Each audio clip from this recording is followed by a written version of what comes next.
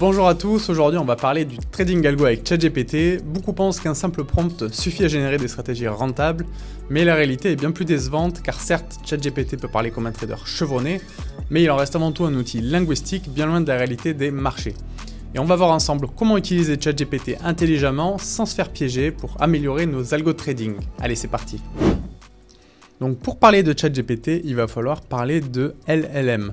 Vous avez sûrement déjà entendu ce terme, ça veut dire Large Language Model, et ce sont tous les modèles, c'est une catégorie de l'IA, avec par exemple Mistral AI, Claude, DeepSeek, qui sont aussi des LLM, des concurrents de ChatGPT. Et ces outils, ces LLM, ils vont nous permettre de générer du texte, de faire des résumés, du code, de la traduction par exemple. Donc ces dernières années, dès que vous entendez parler d'IA, souvent c'est sous-entendu que c'est des LLM parce que c'est les plus connus du grand public durant ces dernières années avec le coup de boost médiatique de ChatGPT. Mais voilà, l'IA c'est un vaste domaine et là on va parler de LLM.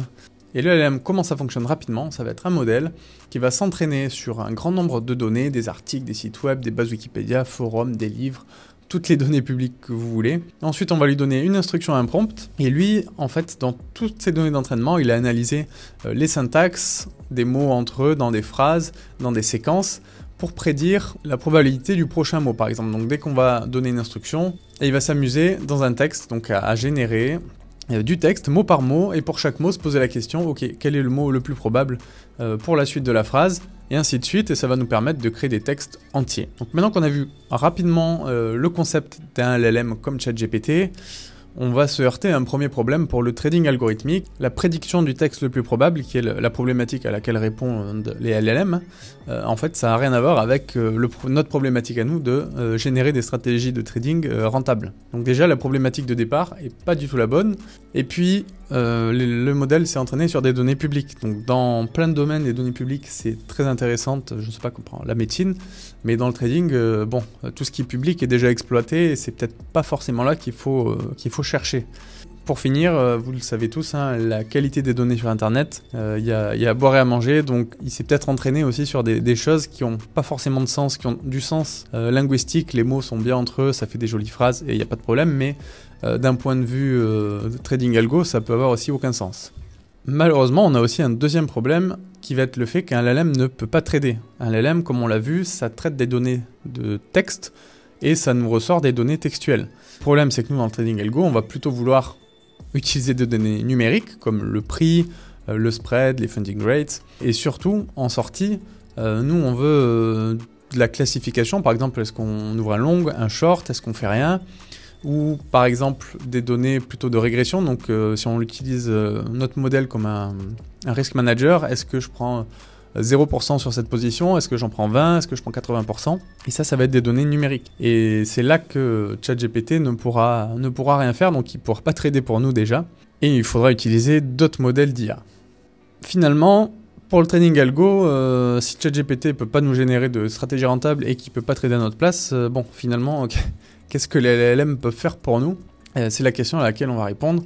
Moi, ça fait 1 an et demi que je l'utilise au quotidien pour m'aider à développer mes algos trading, mais comme on va le voir, ça va être un outil et pas un décideur, pas quelque chose qui est au centre de nos décisions, comme on peut le voir sur Internet, où certains juste mettent un prompt, crée-moi une stratégie avec le RSI rentable, etc., et copier-coller, et bon, ça marche pas.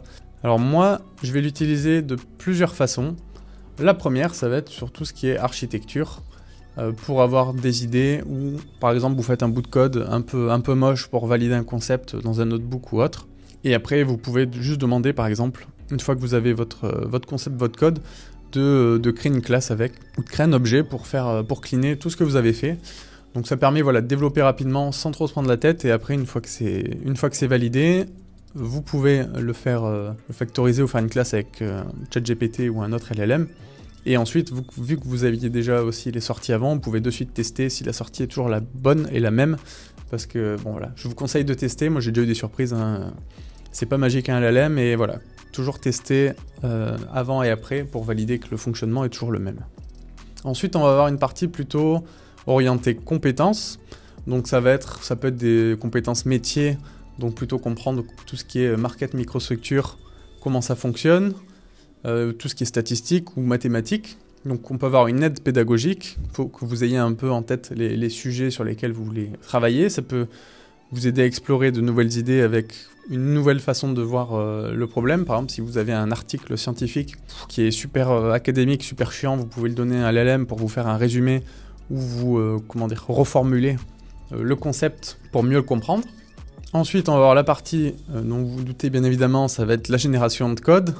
Donc, générer du code, il va falloir, comme pour déléguer à un freelance ou à une société du travail, être très précis. Donc, qu'est-ce que vous voulez en entrée de votre fonction? Qu'est-ce que vous voulez en sortie? Quelle librairie vous voulez utiliser? Quel type de format? Parce que si vous dites créez-moi une fonction qui génère des indicateurs techniques, bon, c'est tellement flou que ce soit un humain ou l'IA, il va vous sortir un peu n'importe quoi. Donc voilà, soyez précis. Et pour être précis, malheureusement, il faut aussi avoir quelques bases, quelques connaissances.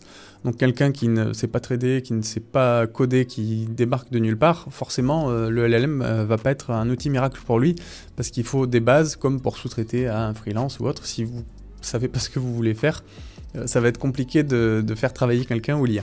Donc la partie test aussi, ça on sait que bon, dans le développement, générer des fonctions de test et tout, c'est chiant. Donc là, vous pouvez déléguer à l'IA, une fois que vous avez votre code, vos fonctions, de créer à côté des fonctions de test de ces fonctions précédentes. Et de l'optimisation, parce que si vous êtes comme moi un développeur trader indépendant, vous n'avez pas une équipe senior de dev avec vous. Moi, je ne suis pas un pro du dev. Et des fois, je vais faire une façon de coder qui sera peut-être pas forcément la plus optimisée. Il y aura l'idée derrière, mais le LLM va pouvoir me le reprendre et me dire que en fait, ça, tes 5 lignes, ça peut être une ligne, ou alors cette façon de faire, elle n'est pas très optimisée pour la mémoire, plutôt utilise cette fonction. Et voilà, pour finir, je dirais sur le code, attention aussi, parce que les LLM, souvent, ils sont entraînés sur des données passées, il y a des mises à jour dans des librairies, donc les syntaxes peuvent changer. Donc voilà, c'est pas non plus, c'est pas l'outil miracle, mais ça fait gagner un temps de malade, et moi, je vois pas m'en passer aujourd'hui. Même si à mes débuts, ça m'a quand même fait quelques petites problématiques, mais bon, maintenant que je connais un peu les failles, et soyez précis, et ne pensez pas que les LLM peuvent tout faire pour vous, c'est faux. Ensuite, il va y avoir une partie assistance technique. Par exemple, si vous utilisez une librairie d'un nouvel outil que vous voulez utiliser, au lieu de en fait, vous farcir toute la doc ou de tout lire, vous pouvez juste donner la documentation à un LLM et ensuite après lui poser des questions. Ça va faire gagner un temps de fou.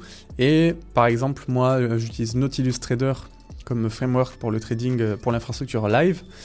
C'est un super outil, mais la documentation, en fait, elle est pourrie. Donc en fait, vous pouvez donner le code source de cet outil, par exemple, en l'occurrence, et ChatGPT ou un autre LLM va finalement faire le job de répondre en regardant le source code et de vous aider à développer sur ce framework.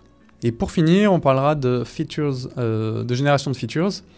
Les features, souvent, c'est le nom qu'on va donner aux entrées d'un modèle d'IA, de machine learning, et on va pouvoir s'en servir comme analyse de sentiments.